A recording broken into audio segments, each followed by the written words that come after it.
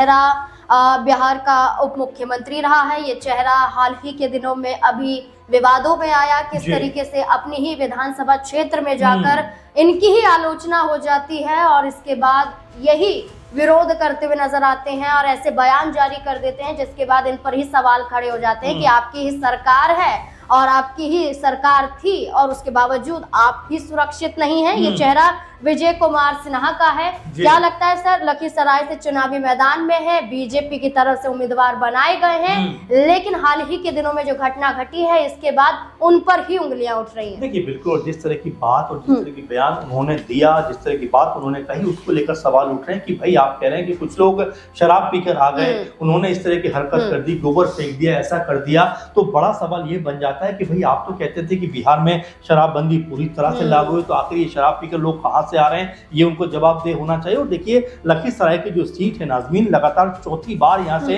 चुनावी मैदान में हैं, तो ये आप मानकर चलिए कि अगर चौथी बार आप चुनावी मैदान में हैं तो ऐसे में जनता आपसे सवाल पूछेगी कि भाई आपने राज्य के लिए क्या किया, आपने लखीसराय के लिए क्या किया, आपने जो विकास के कार्य थे उसमें कितना बढ़ चढ़ के हिस्सा ले। चूंकि आप कोई छोटे मोटे नेता नहीं है, आप उप मुख्यमंत्री हैं और बीजेपी के सबसे बड़े चेहरों में से एक माने जाते हैं। हालांकि एक समय तो ऐसा भी कहा जा रहा था कि मुख्यमंत्री पद के दावेदार हो सकते हैं बीजेपी की तरफ से, तो ऐसे में कोई छोटा मोटा नाम नहीं है। लेकिन जिस तरह से उनका विरोध हुआ है नाज़मीन, ऐसा लगता है कि उनको अपनी सीट बचाना यहाँ मुश्किल हो सकता है, क्योंकि लोगों में उनके लिए काफी गुस्सा देखने को मिल रहा है और लोगों में नाराजगी भी है। तो मुझे ऐसा लगता है कि चौथी बार भले ही वो लखीसराय सीट से चुनाव में उतरे हैं, लेकिन इस दफा चुनाव जीतना उनके लिए मुश्किल बनता हुआ दिखाई पड़ रहा है। बिल्कुल।